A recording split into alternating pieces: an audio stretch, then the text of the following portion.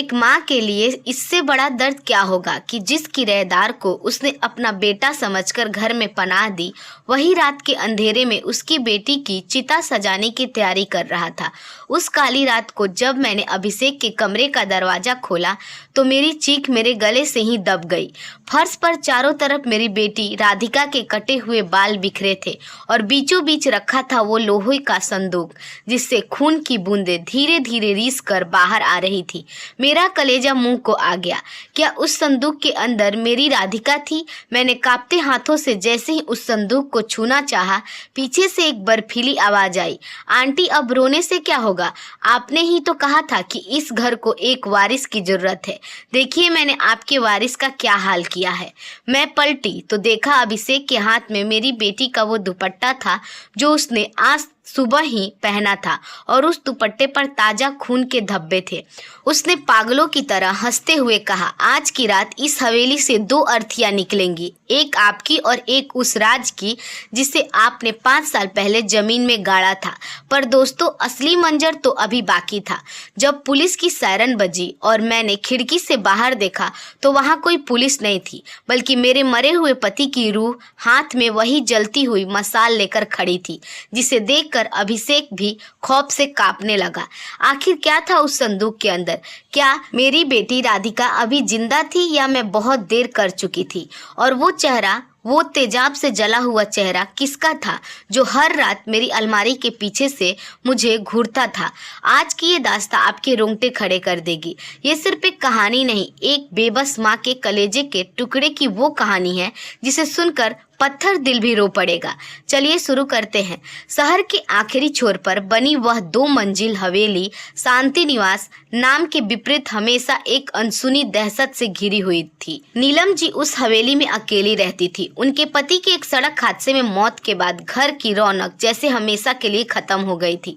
नीलम जी की एक लौती बेटी राधिका शहर के दूर हॉस्टल में रहकर पढ़ाई करती थी। घर की आर्थिक स्थिति बिल्कुल भी ठीक नहीं थी और उसे संभालने और अकेलेपन को काटने के लिए नीलम जी ने तय किया था कि वे ऊपर के मंजिल का एक कमरा किराए पर देगी ताकि उससे कोई कुछ पैसे आ सके। कई दिनों तक कोई नहीं आया, लेकिन एक तूफानी रात को जब बिजली कड़क रही थी, मौसम खराब था, उनके दरवाजे पर दस्तक हुई। बाहर एक नौजवान खड़ा था जिसका नाम अभिषेक था।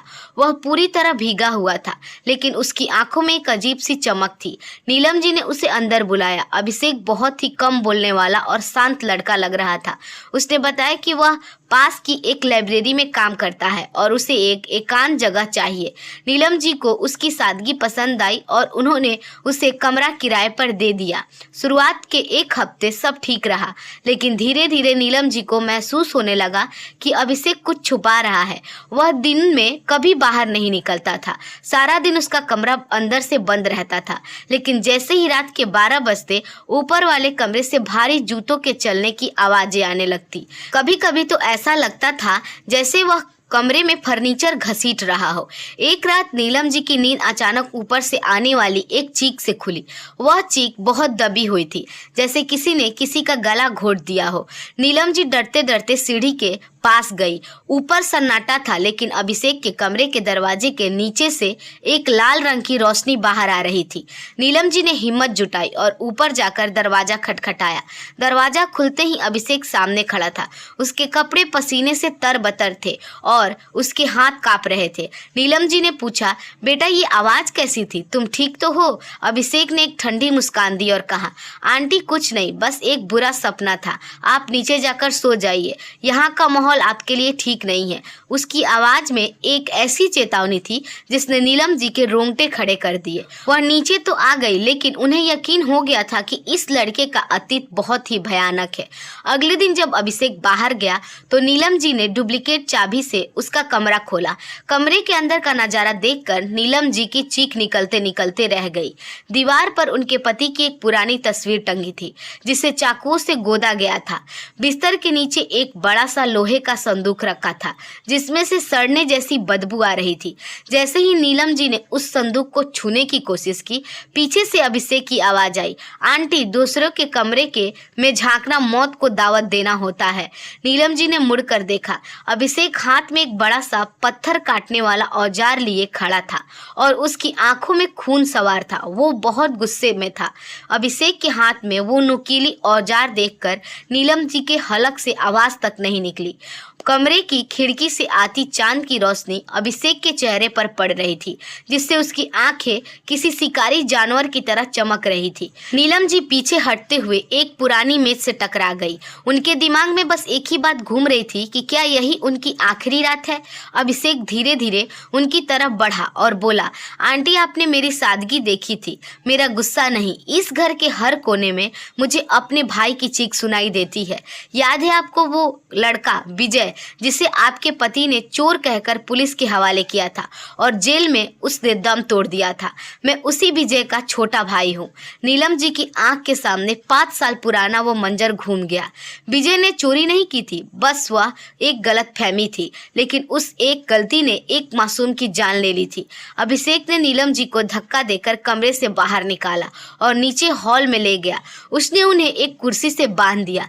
उसने कहा, आज रात इस हवेली में वही होगा जो 5 साल पहले मेरे भाई के साथ हुआ था। नाइंसाफी का बदला सिर्फ खून से पूरा होता है।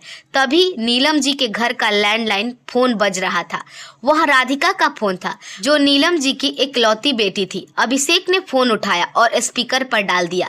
राधिका रोते हुए कह रही थी, माँ, मेरी बस खराब हो गई है, मैं रास्ते में फंसी हूँ, यहाँ कुछ लोग मेरा पीछा कर रहे हैं। माँ, मुझे बहुत डर लग रहा है। नीलम जी चिल्लाना चाहती थी, लेकिन अभिषेक ने उनके मुंह पर टेप चिपका दिया। उसने फोन पर राधिका से कहा, घबराओ मत राधिका, मैं अभिषेक बोल रहा हूँ, तुम्हारी माँ का किराएदार। मैंने गाड़ी भेज दी है, तुम बस वहीं रुकी रहो। नीलम जी की आंखों से आंसू बहने लगे। वो चिल्लाना चाहती थी पर कुछ नहीं कर पाई। उन्हें समझ आ गया कि अभिषेक ने राधिका को फंसाने के लिए पहले से ही जाल बिछा रखा है। अभिषेक नीलम जी को वहीं बंधा छोड़कर ऊपर गया और उस भारी संदूक को नीचे घसीट कर लाने लगा। संदूक के घसीटने की आवाज उस सन्नाटे में किसी की हड्डियों के टूटने जैसी लग रही थी। जब उसने संदूक खोला तो उसमें से पुरानी वसीयत के कागज और कुछ अजीब सी दवाइयां निकली, लेकिन उस संदूक की निचली परत में एक गुप्त दराज था। अभिषेक ने उसे खोला और उसमें से एक पुरानी डायरी निकाली। उसने नीलम जी के सामने डायरी के पन्ने पलटे और बोला, देख रही हैं आप, आपके पति ने सिर्फ मेरे भाई को नहीं फंसाया था, बल्कि उन्होंने मेरी माँ की जायदाद भी धोखे से हड़प ली थी।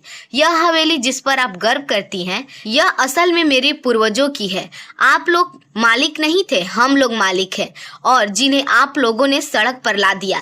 अभी अभिषेक अपनी पूरी बात ही कर पाया था कि हवेली के मुख्य दरवाजे पर किसी ने पत्थर बाहर से मारा। एक भारी और डरावनी आवाज आई, अभिषेक रुक जाओ, तुम अकेले यह सब नहीं कर सकते। अभिषेक के चेहरे का रंग उड़ गया, वह डर गया। उसने खिड़की से बाहर झांका तो वहाँ एक काला साया खड़ा था। वह साया कोई और नहीं बल्कि नीलम जी का वही पति था जिसे दुनिया मरा हुआ समझती थी। नीलम जी की आंखें फटी की फटी रह गई। क्या उनके पति जिंदा थे या यह अभिषेक के दिमाग का कोई भ्रम था? अभिषेक चिल्लाया, तुम यहाँ कैसे आ सकते हो? मैंने खुद तुम्हें मरते देखा था। तभी घर की सारी लाइटें एक साथ जलने और बुझने लगी। सस्पेंस अब अपनी चरम सीमा पर था। हवेली की लाइटें पागलपन की हद तक जल बुझ रही थी। दरवाजे पर खड़ा वह साया धीरे धीरे अंदर की ओर बढ़ा। नीलम जी की सांसें रुक गई थी। वह बिल्कुल डरी हुई थी। जैसे ही वह साया रोशनी के नीचे आया, नीलम जी की चीख निकल गई। वह उनके पति राकेश नहीं थे बल्कि एक अधेड़ उम्र का व्यक्ति था जिसका चेहरा राकेश से हूबहू मिलता था। वह राकेश का जुड़वा भाई विक्रम था, जिसे सालों पहले खानदान से बेदखल कर दिया गया था। विक्रम ने अभिषेक की तरफ देखकर एक कुटिल मुस्कान दी और कहा, अभिषेक, मैंने तुम्हें सिर्फ जानकारी दी थी। मैंने यह नहीं कहा था कि तुम अकेले ही इस जायदाद को हड़प लो। मुझे मेरा हिस्सा चाहिए। नीलम जी को अब समझ आया कि अभिषेक अकेला नहीं था, उसे घर के ही किसी भेदी ने उकसाया था। अभिषेक चिल्लाया, नहीं, यह बदला मेरा है, मेरे भाई की मौत का है। तुम बस पैसों के भूखे हो। दोनों के बीच हाथापाई शुरू हो गई। इसी खींचतान में अभिषेक के हाथ से वह औजार छूट गया और नीलम जी के करीब जा गिरा। नीलम जी ने अपनी पूरी ताकत लगाई और कुर्सी को घसीटते हुए उस औजार तक पहुंच गई। उन्होंने अपने बंधे हुए हाथों से उस औजार को पकड़ा और रस्सी को काटने की कोशिश करने लगी। तभी बाहर एक कार आकर रुकी। वह राधिका थी। वह जैसे ही अंदर भागती हुई आई, उसने देखा कि हॉल में दो आदमी एक दूसरे की जान लेने पर तुले हैं और उसकी मां कुर्सी से बंधी है। राधिका को देखते ही अभिषेक का ध्यान भटक गया। उसने विक्रम को धक्का दिया और राधिका की तरफ लपका। वह चिल्लाया, राधिका, अब तुम्हें कोई मुझसे नहीं बचा सकता है। जैसे ही अभिषेक राधिका के पास पहुंचा, नीलम जी ने अपनी रस्सी काट ली और बिजली की फुर्ती से उठकर दीवार पर टंगी एक भारी पीतल की मूर्ति उठा ली। उन्होंने अभिषेक के सिर पर जोरदार वार किया। अभिषेक लड़खड़ाकर गिर पड़ा। विक्रम ने मौका पाकर भागने की कोशिश की, लेकिन राधिका ने पहले ही पुलिस को फोन कर दिया था। पुलिस की सायरन की आवाज दूर से सुनाई देने लगी थी। नीलम जी ने राधिका को गले लगा लिया। दोनों माँ बेटी फूट फूट कर रोने लगी। पुलिस ने अभिषेक और विक्रम दोनों को गिरफ्तार कर लिया, लेकिन जाते जाते अभिषेक ने एक ऐसी बात कही जिसने नीलम जी के पैरों तले जमीन खिसका दी। उसने कहा, आंटी, आपको क्या लगता है आपके पति का एक्सीडेंट हुआ था? नहीं, उनके मौत के पीछे भी इसी विक्रम का हाथ था, ताकि वह जायदाद पा सके। हवेली में अब शांति थी, लेकिन यह शांति बहुत भारी थी। नीलम जी ने उस पुराने संदूक को हमेशा के लिए बंद कर दिया। उन्होंने अभिषेक के जाने के बाद उसके कमरे की सफाई करवाई, लेकिन तभी उन्हें अलमारी के पीछे से एक पुरानी तस्वीर मिली। उस तस्वीर में उनके पति राकेश, विक्रम और एक छोटा बच्चा था। उस बच्चे के हाथ में वही खिलौना था जो अभिषेक के संदूक में मिला था। नीलम जी की आंखें फटी की फटी रह गई। उन्हें एहसास हुआ कि अभिषेक कोई अजनबी नहीं था, बल्कि विक्रम का ही बेटा था, जिसे विक्रम ने अपने ही भाई के खिलाफ नफरत भरकर पाल पोसकर बड़ा किया था। नीलम जी ने गहरी सांस ली और खिड़की से बाहर देखा। सूरज की पहली किरण हवेली पर पड़ रही थी। अब शांति निवास में सन्नाटा तो था, लेकिन डर नहीं। नीलम जी ने राधिका का हाथ थामा और तय किया कि वे अब इस हवेली को छोड़कर एक नई शुरुआत करेंगी। तो दोस्तों, यह थी उस बेबस माँ और खौफनाक किरदार की दास्तां। इस कहानी से हमें यह सीख मिलती है कि कभी कभी हम जिन पर सबसे ज्यादा भरोसा करते हैं, वही हमें हमारे सबसे करीबी दुश्मन निकलते हैं। किसी अजनबी को अपने घर में और दिल में जगह देने से पहले सावधान रहना बहुत जरूरी है, क्योंकि हर चमकती चीज सोना नहीं होती और हर मासूम चेहरा इंसान का रूप नहीं होता। अगर यह कहानी आपके भी रोंगटे खड़े कर दिए हो, तो आप नीलम जी की हिम्मत को सलाम करते हुए कमेंट में हिम्मत जरूर लिखें और ऐसी ही और दिल दहला देने वाली कहानी को सुनने के लिए हमारे चैनल को तुरंत सब्सक्राइब करें और बेल नोटिफिकेशन को दबाना ना भूलें, ताकि हमारी कहानी की पहली अपडेट सबसे पहले आप तक पहुंचे। अपना ख्याल रखें। धन्यवाद।